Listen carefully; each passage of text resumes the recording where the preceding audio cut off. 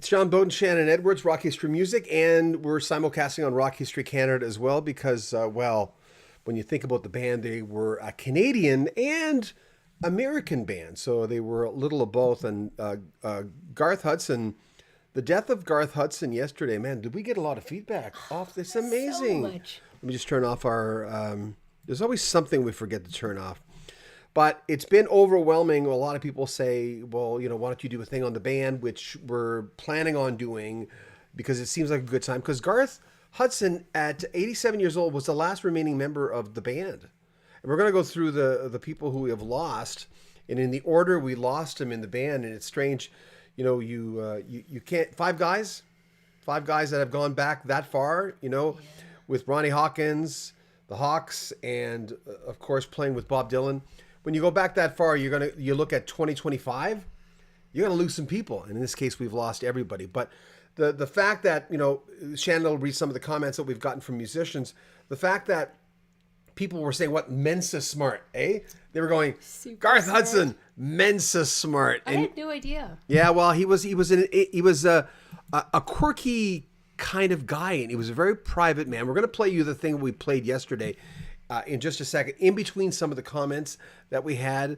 But like I said, last surviving member, the first member of the band to pass away, Richard Manuel rather. I've got Samuel up there for another quote. Richard Manuel, who died on March 4th, 1986. He was only 42 years old after he was playing a gig with the band and went on stage and off stage and was thanking the members, especially Garth Hudson and Rick Danko. He was just going, thanks for this, thanks for that. And he took his own life after the show, which dumbfounded people. And, like I said, pretty young, 42 years old. The next one to pass away was Rick Danko, bassist, died in 1999. He was only 55 years old. Just a few weeks short of his 56th birthday. So a lot of times you'll go in and go, oh, how old was he? And people will say 56 because he was so close. Well, he was Still, technically he was. He died of heart failure in his sleep at his home in New York State. Levon Helm came after that. He was 71 years old. He died in 2012. He died from complications of throat surgery, April 19th, 2012. Robbie Robertson, not that long ago, August 9, 2023. He was 80 years old after a year-long battle with prostate cancer. And Garth Hudson, yesterday, we got this news right in the morning when I went, what?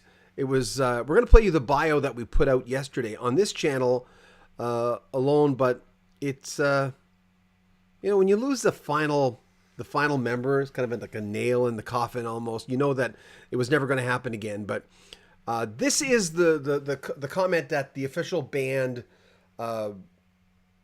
released. I mean, it's obviously people who run the website and run the Facebook group, but this is what they said. Today, we sadly say goodbye to Garth Honeyboy Hudson, the last living original member of the band. A musical genius and cornerstone of the group's timeless sound, Garth once said, "I found some true enjoyment in helping people get to the bottom of their feelings. Through his music, he did just that, helping us all feel more deeply and connect to something greater. Rest easy, Garth." For anyone who knows the band Northern Pikes, they're one of my favorite Canadian bands. And Jay Semko is, oh, look at this. Like the last time you'd want anybody to give you a call. But I'm going to put this up here. Here's Jay. And there's a comment from Jay from the Northern Pikes. Sad news today with the passing of Garth Hudson. This grainy photo of Garth and myself was taken in 1989 when Garth spent a number of days working with the Northern Pikes while we were recording our Snow in June album at Bearsville Studio near Woodstock, New York. Garth subsequently appeared in 2 music videos with us, and we had some crazy fun experiences together. Garth was a brilliant musician and an amazing human being, and I feel extremely blessed and grateful to have had the opportunity to work together musically and to become friends. Sending love and prayers to Garth's family and friends. If anyone who's listening, if you don't know the Northern Pikes, seriously, go on Spotify, go on a streaming service, and check them out. Their first and second album, to me, even though they kind of really broke through big with a big hit on their third. To me, this was like one of the great Canadian bands. We got some comments. Alex Knight is joining us. Hey, Alex. Hey, Alex. Alex is like our biggest. Alex, you are the greatest man that ever lived. That's all I have to say. Richard Manuel's death was so sad. Robert chimed in, sad, another one of the greatest lost to us, not soon forgotten. Frank says one of the greatest American rock bands with all talented musicians. And Noel stands on here, rest in peace, Mr. Hudson. Thank you for the music. Here's a piece that Laurie Yates put together, and I'll just get this ready for you, Shan. R.I.P. Garth Hudson. We've lost a titan, a genius, a giant who influenced every keyboard player after him and musician in the roots genre and beyond. And he was our Canadian boy. Yeah, that's Laurie's a very, very, very talented lady. This is something that Jeff Woods put up. Jeff is one of my, and I've said this before, Jeff is my favorite classic rock DJ. Jeff's got this voice. He talks right down here. And, you know, he does it better than anyone I ever knew. He wrote this really long thing, so I'm not going to go through because the bio is basically very similar to the bio that we put out, that we're going to release in just a second. But Jeff is a good guy, and Jeff's talked to everybody in Canadian music. But not only that, international music too. One of his favorite interviews I read his book was talking to Paul Rogers, who of course is one of the greatest vocalists of all time. Right now we're going to, any more comments do we've got? Yeah, Trucker Kev says, both Ricks, Alex, Richard, and Rick. Derek says, Garth was amazing, a gentle giant, R.I.P. Mm-hmm. And Trucker joins in again. I still find it amazing, though, the years how Garth stayed loyal to the Lowry organ and never went to Hammond. Yeah, here's something from, Steve Forbert. Remember Romeo's Tune, 79? I mean, he's been going a long time since then, and that was his big hit. But here's a message from Steve Forbert. Garth Hudson was the last living member of that very special and specialized quintet we all know and love as the band. I'm sad to learn that he passed away yesterday. The world hasn't really been the same since Levon passed away, and Garth Hudson's death is sadly the end of an era. Colin Linden, who is one of the great bluesmen in the country. Let me make sure I know where Colin is. Collins are here. Let's put something up from Colin. We've got, I haven't used this software in a while. So there's Colin, and there's this. So saddened by the passing of my great friend and hero, Garth Hudson. Garth was tremendously kind, Mensa smart, and constantly fascinating and fascinated with music. He had a wonderful sense of humor and was greatly encouraging to musicians of all ages and interests. As Richard Bell used to say, there's all the musicians in the world, then there's Garth. Now, hold on a second. Let me get put this down. Mensa smart, huh? There you go. Because he was like a mad scientist. Like, he really wasn't mad. He really, when you talk about multi-instrumentalists, a lot of people will say, oh yeah, he played piano, and yeah, he can play guitar or whatever. They sometimes say that, or whatever instrument you want to put in there. Garth could play a lot of instruments, and he was like, both of his parents, as you'll hear in our bio that's coming up in a second, they're like musicians, and they were paying attention. We all went to school with, kids where you go, and you did too. I know you told me some stories where you go to school and someone would say, did you play an instrument? Oh yeah, I'm really good. We've all went to school with those kids, and they tell you they're really good. And then you ask another guy and say, hey, or a girl, say, did you play an instrument? Oh yeah, I dabble a little bit. And then later on, you'd see them at a talent show. I dabble a little bit. They're the ones that are amazing. Modest. Yeah, and they're phenomenal. So here's another one. Bob Weir. Let me see which one this is. Yeah, Bob Weir of the Grateful Dead. Here's a picture. And the organization for the Grateful Dead released, here we go. I think that's the one there. This one here? Yeah.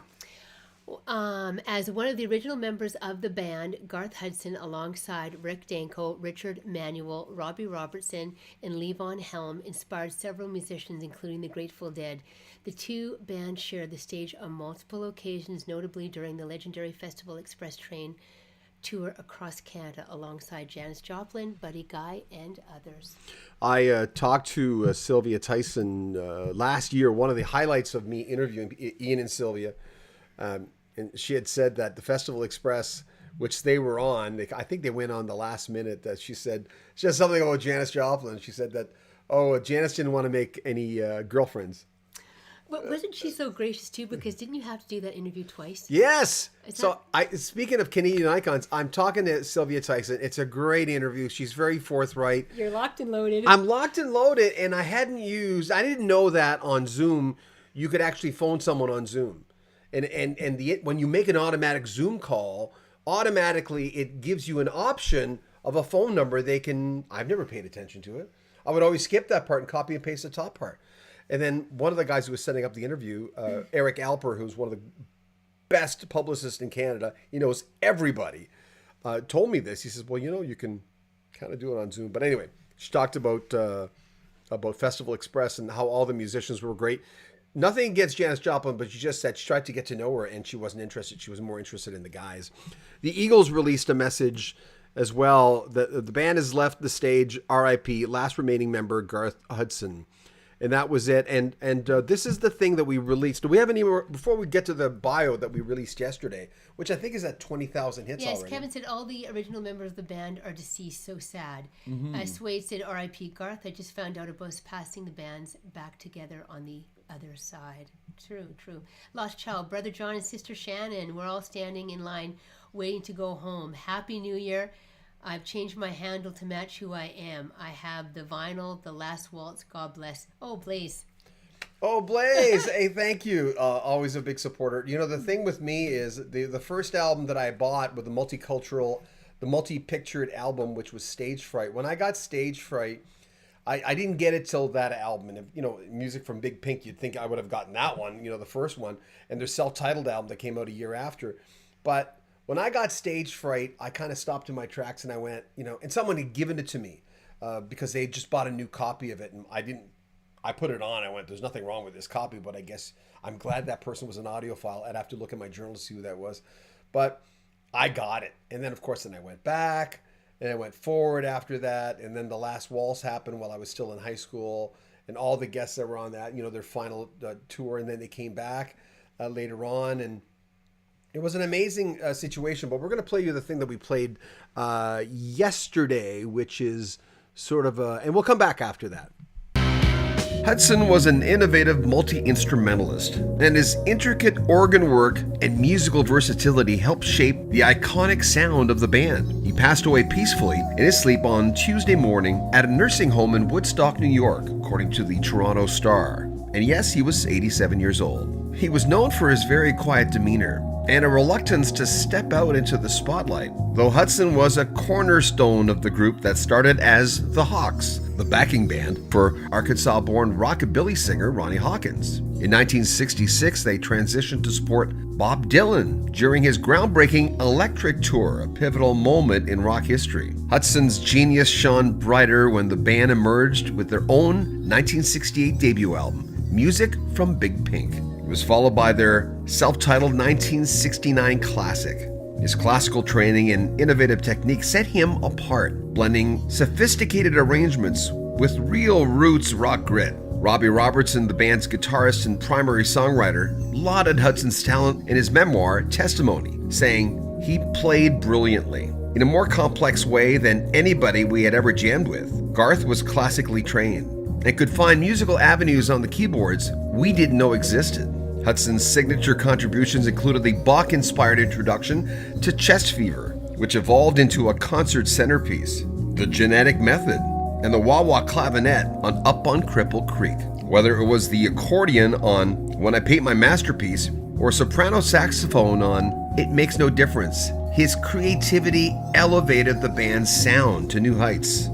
Born Eric Garth Hudson on August 2, 1937 in Windsor, Ontario, Hudson was raised in London, Ontario, in a musical family. His father was a multi-instrumentalist and his mother played the accordion. They nurtured his early talent. He studied at the University of Western Ontario before embarking on a professional music career in the late 1950s, joining local bands and eventually catching the attention of the Hawks.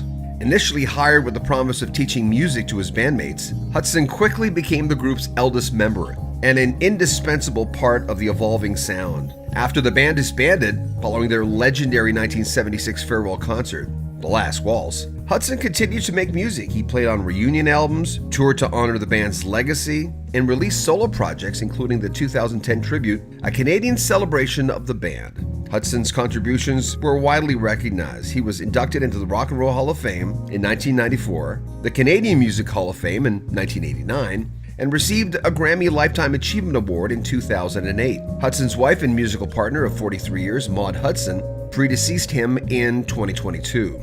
Garth Hudson leaves behind a legacy of unmatched artistry and innovation, cementing his place as one of rock's most unique and influential musicians. May he rest in peace.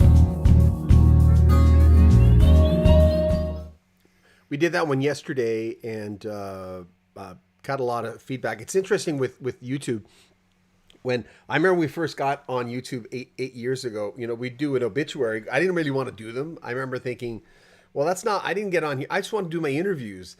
And it was Shannon that says, well, why don't you just cover rock and roll and you've got to do obituaries. And it's a great way. And I found that they were very, well, first of all, people need to say goodbye, and we kind of have an avenue for that. And a lot of other great YouTubers are doing the same thing of going, well, if you're going to report on someone having a new album, that something's coming in, you better, as you put it, write about something that's going out.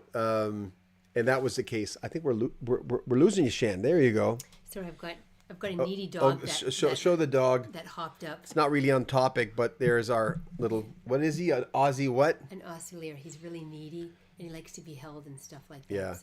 So thanks. Not that we want to go off topic, but Garth was one of those guys. I mean, I like the quote from Jay Semko of the Northern Pikes where he talks about the fact that that he was in a few videos. I remember recognizing him right away. I said, "Well, Garth Hudson's in a video. What's going on? I haven't seen him in a long time." But it was really, really nice to see him, and he's kept a low profile through the years, but really honored the band when he was doing concerts and stuff like that. And I don't know why I thought Robbie Robertson. Not that it really matters. I always thought Robbie Robertson would be the last person to leave the planet by a long shot because he always looked. Remember Somewhere Down the Crazy River? Oh, some of the stuff that Robbie Robertson put out as well. But they were all very unique players. They were all unique people in that band. And they did create music that, look at the response we got and all the other YouTubers and all the other newspaper clip. I mean, I don't remember the last time we did something where people were going, wow, really? Like a Wild Wizard, a Mensa member, the guy, what someone had said that what was that quote? I really like it. Who was that from? Was that from Colin? Yeah, Colin. Okay, can you read that one again? That was really a good one. So saddened by the passing of my great friend and hero, Garth Hudson. Garth was tremendously kind, Mensa smart, and constantly fascinated with music. He had a wonderful sense of humor and was greatly encouraging to musicians of all ages and interests. As Richard Bell used to say, there's all the musicians in the world, and then there's Garth. And here's Colin and Garth here. Great. And Colin Linden is an amazing guitar player. He's just an amazing guy. Just talked to one of his bandmates, Tom Wilson, a little while ago. Tom was a great interview too. But thank you for, I guess we'll probably have a few more comments before we leave, but thanks for all the folks who have come on. Do we have any we want to read before we? Dave Rogers says, appreciate the updates on this understated legend. Well said. Thank you. Blaze says again, Brother John, after listening to them with Dylan, it looks like they had so much fun playing like members of a family who get together around the holidays. Breaks out the guitars and play. Well, I haven't seen anything from Dylan yet. Not that it hasn't come out, but I went into his Facebook page and I didn't see anything. I'm sure there will be something, of course, because they have a long history together where they record like 3 albums at least. Thanks for everyone who tuned in this afternoon. We're going to try to come in. We always say this, but because of kids and we've had a lot of family things we've had to look at. In life in general. In life, then I thought I was losing eyesight in my left eye. It was a long story, and I started going, well, if I don't work, I don't make any money. I kind of have to work, but we hope that's been solved now, so we're going to come on more often. And by the way, when we don't do an obituary or a tribute, it usually means that, we have family things going on, because people are going, hey, why didn't you do an obituary for that? And I'm going, we can't hit them all. We hit almost all of them. That's a good thing. But sometimes, the other day, especially this week, we were in the studio working on another big project, which we'll tell you about real soon. But it's John Bowden, Shannon Edwards. This is Rock History Music. Take really good care of yourself. Thanks. Thanks, guys.